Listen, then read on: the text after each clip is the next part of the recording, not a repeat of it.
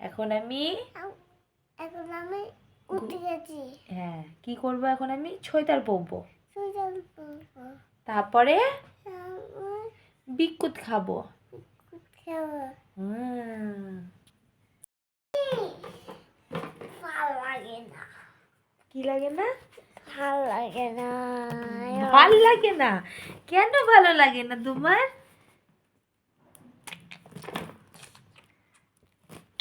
এটা কি বদমাইশি হচ্ছে?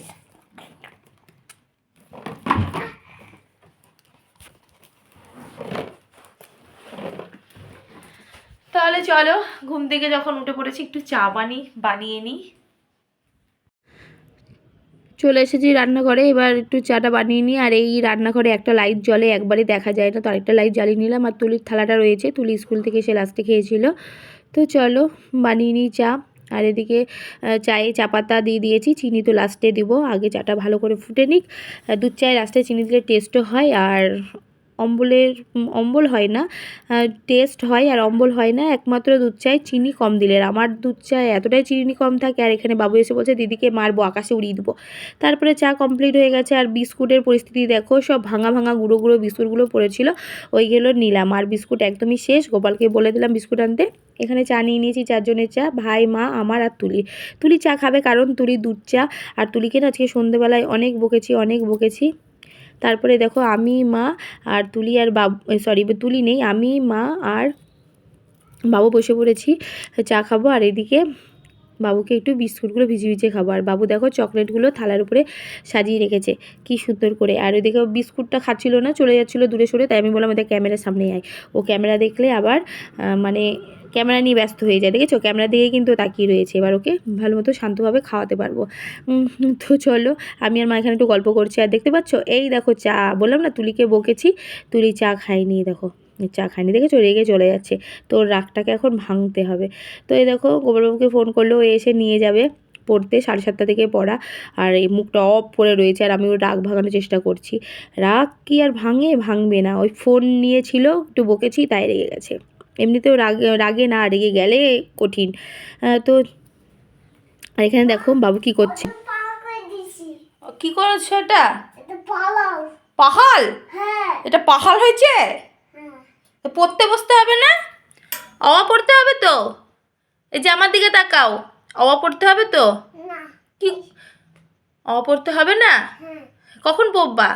সকালে সকালে পড়বা? সকালে পড়বো। দিদি ভাই ঘুম করছে, আমার কাছে পড়তে হবে না?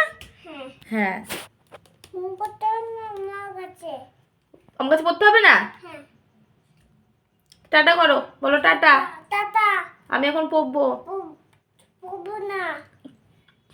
বাবুকে পড়াবো বললাম, তারপরে দেখলাম গোপালবাবু গরম গরম ডাল বড়া এনেছে, আর এখানে মুড়ি মাখিয়ে নিয়েছে মটরশুঁটি চানাচুর তেল দিয়ে, কারণ আজকে নিরামিষ। তো চলো মুড়িটা খেয়ে নিই, তারপরে বাবুকে পড়াবো। আগে পেট শান্ত করে নিয়েছি, তাহলে পড়ানোতে মন বসবে। আর বই খাতা তো নিয়ে বসে পড়েছি, এবার জানি না ও কি করবে।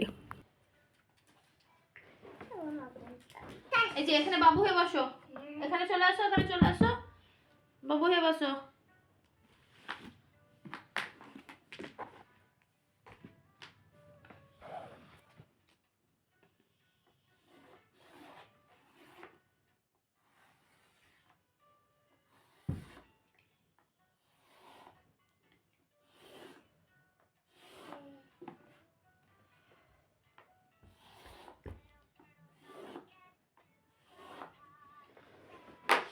এই যে আসো,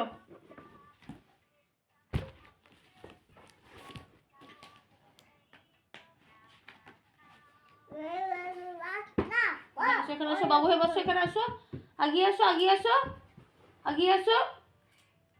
দেখেছো, দেখো, উঠো, পড়তে হবে। বাবুকে পড়ানো কমপ্লিট, মোটামুটি আধ ঘন্টার মতো পড়িয়েছি। ও পড়তে চায় কিন্তু লিখতে চায় না, লিখতে গেলে খুব বিরক্ত করে। তো এখানে রান্নাঘরে এসে দেখো ফ্রিজ ধরে দাঁড়িয়ে পড়েছি। কেন দাঁড়িয়েছি বলো তো? কারণ এখন ফ্রিজটা পরিষ্কার করে নেব।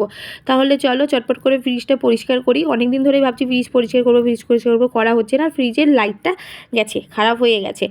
তো চলো, ফ্রিজটার বয়স মোটামুটি 9-10 বছর হতে চললো, আর কত দিন, যাই হোক চলো ফ্রিজটা পরিষ্কার করে নিই। তো এখানে ফ্রিজে দেখো সব কিছু নামিয়ে নিয়েছি, মাঝে মাঝে যেগুলো মাজতে হবে ওগুলোর জন্য। তারপর দেখো তুড়ি মেরে ফ্রিজ আমার পরিষ্কার করা কমপ্লিট হয়ে গেছে।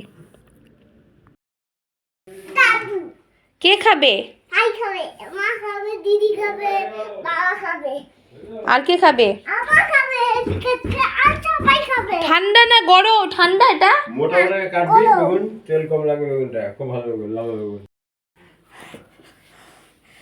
কি বলছিস বল? এটা মাজা বলে জুস, মাজা জুস। আচ্ছা, আর আর বড় মাজা, বড় মজা। আচ্ছা, আর ঠান্ডা এটা। আর দিদি কোথায়? দিদি স্কুলে। স্কুলে গেছে এখন রাতে? হ্যাঁ, রাতে স্কুলে যায়? রাতে চলে যায়। বলো পড়তে গেছে। পড়তে গেছে। 10টায় ছুটি হবে। 10টায় ছুটি হবে, বাড়িতে চলে গেছে। হাঁটে। বাড়িতে- বাবা স্টেশনে যায়নি, বাবা দিদিকে নিয়ে বাড়ি আসবে। বাবা কাজ করতে গেছে। হ্যাঁ, রাতে একবারে চলে এসেছি খাওয়া দাওয়ার পর্ব নিয়ে। এখানে ধোয়া ওটা গরম ভাত, আর দুপুরে বানিয়েছিলাম শুক্তো, দুধ শুক্তো। আর এখানে বানিয়েছিলাম, এটা দুপুরের ভাত রয়েছে, আর বানিয়েছিলাম বড়ি আলুর ঝোল। আর গোপালবাবু নিয়ে এসেছে গরম গরম চপ। তো চলো এই দিয়ে রাতের ডিনারটা করে নিই। রাতে তো খাওয়া দাওয়া কমপ্লিট হয়ে গেছে, মুখটাও ধুয়ে চলে এসেছি। এবার মেখে নেবো গুড ভাইসের নাইট ক্রিমটা, তারপরে চুলটা ঝেড়ে ঘুমোতে যাব। তাহলে চলো ক্রিমটা মেখে নিই। দেখো ক্রিম মাখা কমপ্লিট হয়ে গেছে। এবার চুলটা আটকিয়ে এবার ঘুমাতে যাব। তাহলে চলো আজকের মতো টাটা, ভিডিওটা শেষ করলাম। কেমন লাগলো অবশ্যই জানিও। Good night.